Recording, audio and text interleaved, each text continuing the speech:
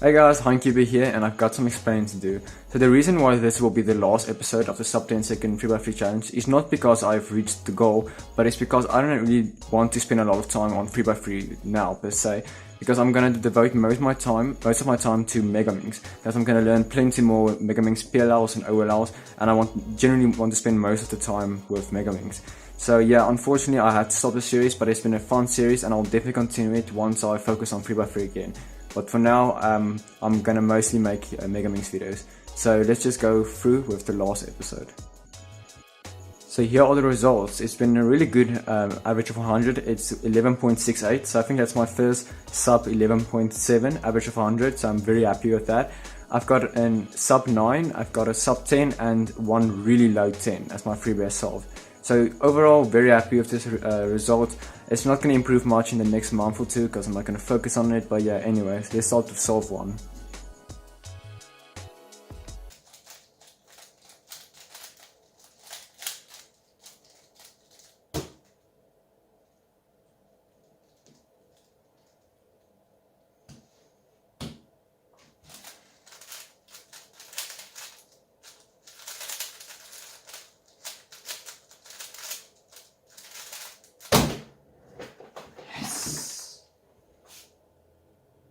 So you guys know the drill. I'm going to use this key of my Megaminx to show what I did, and I'm going to use the YJ magnetic to show what I should have done.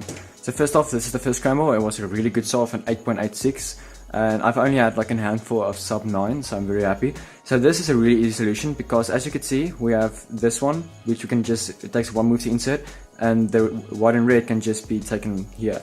And a helpful tip, when you have something like this, where both are opposite, it can either be here or here or here, doesn't matter. When two opposite cross pieces are like this, you can just do an M2 always to solve them. But by doing that, you have to hold the cube like this with white on top. So what I did was, I was at this angle, I did a U prime, L prime to insert it, rotate it, and did an M2 from this angle. And as you can see, that solved the cross. So I've been debating this. The only other thing I could have maybe done is from this angle. So what happens is, the first one, it was a big rotation, but this one has a big regrip, you'll see. Because if you do a U prime and an F prime, now I have to regrip my hand all the way to the bottom and do an M2. So it's debatable which one of the two is best. It comes down to which is faster, a regrip or a rotation, but I mean, it won't make much of a difference. So now I was at this angle, and the first pair I saw was this pair, which can be really easily solved by taking away the corner, bringing the edge over, and insert it on the left side. A different thing I maybe could have done, I was at this angle, so is to insert this piece, and you can do that by doing a U prime, and then when you do the second U flick, you'd also do a D prime flick, so it would look like this.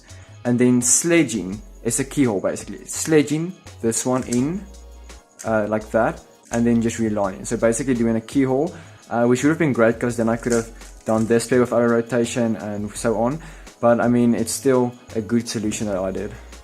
So now I was at this angle. So the first pair, I didn't see this pair. The first pair I saw was this pair, because I already knew this one was blue and orange, and I knew this one was also blue and something. So I didn't really predict it, but I hoped that this one would have been the same edge. So I quickly rotated, and it assured me that yes, this is the correct edge. So what I did was, I did a U2 prime, and then pair them up like that, and insert them, which was handy because it set up this pair. And I personally believe a better case would have been this one, and you'll see why. So if I were to pair this piece like this, rotate, and insert it at the back, but not the back, at the left. But interesting thing is, the solution to this case starts with a U prime. So if I were to do this, I would already going to do a U prime, and I could have quickly cancelled into that one, and then just the last one. So that would have been way better, but unfortunately I can't predict that far to see how they cancel out each other or how it helps. But yeah, so that was the second pair.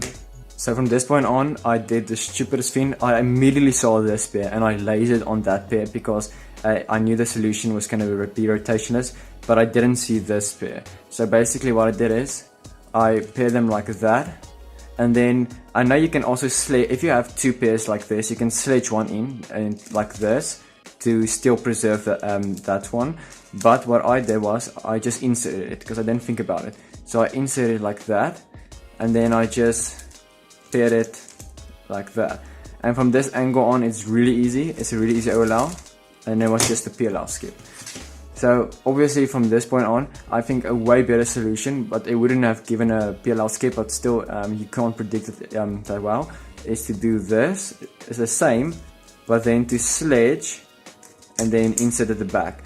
And that would have given me this OLL case and then just a V-perm. So obviously, technically this one is better because I got a PLL skip, but F2L wise, this solution would have been better at the end. So yeah, that was solve number one, the best solve.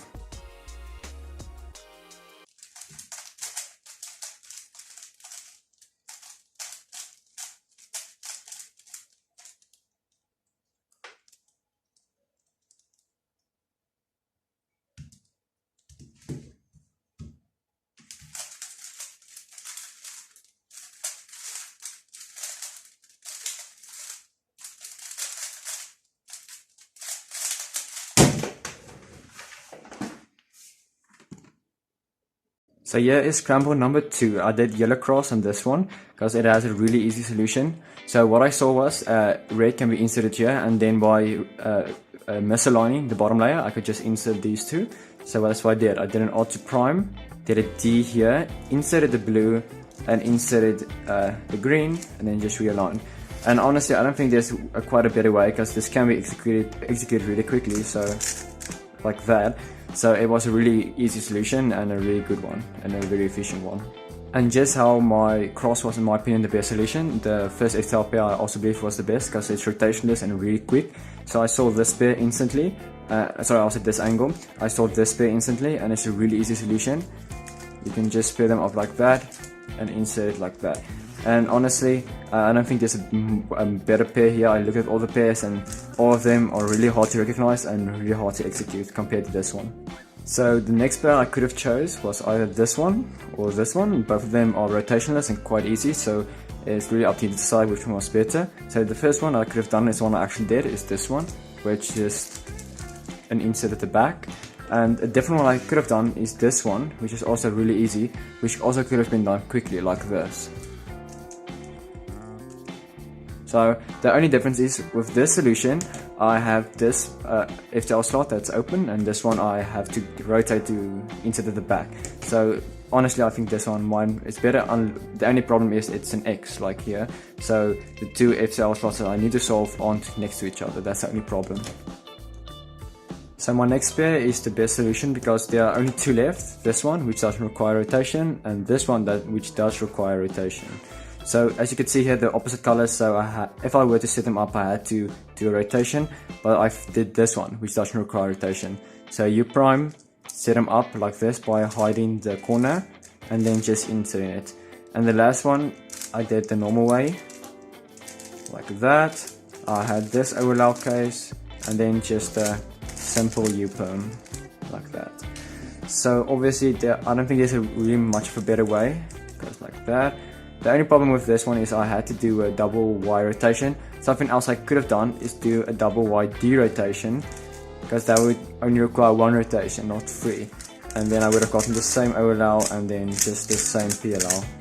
So yeah, this was definitely my most efficient solve of the three solves, but it unfortunately wasn't the best one. It was the worst one, but it was the most efficient.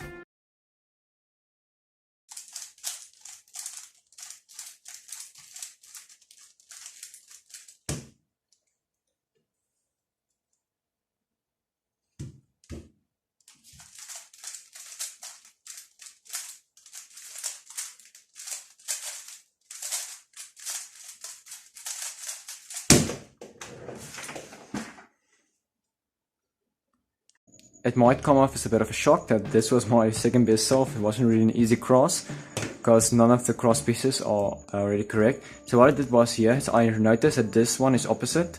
I can make this one an opposite, insert the green one back into the opposite and the red one.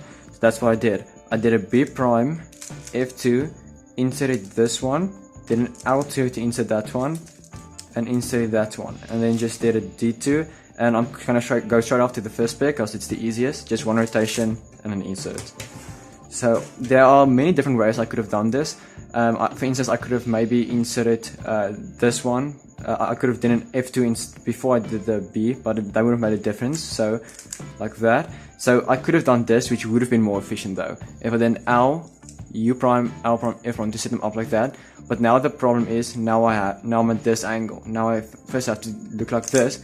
But oh wow, now as you can see, it made 2 pairs. So that would have been better, because then I could have just done this and this. So that would have made it probably even sub 9 if I saw that. So now I was at this angle. The only pair that I saw was this pair. I didn't see this pair because this pair would obviously have been the easiest, but I saw this pair, so I rotated. Saw that these two are not the same, so I have to set them up like that and insert it at the back, which made this pair. Which led into a T case, which led into the F prime. So I'm gonna show you guys a way better solution that I could have done from this.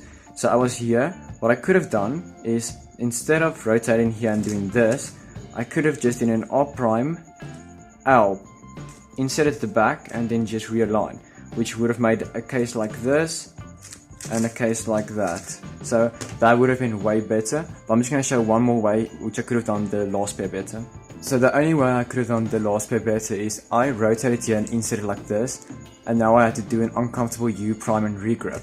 A better way I could have done this is from this angle. I can already make an F. I can't really predict it would be the T case, but if I could predict it, I could put my hand already here, do an F, U prime, on F prime, and then already do the U2 with my left hand, and now my hand's already here to do the case, and then I could have just finished off the F prime.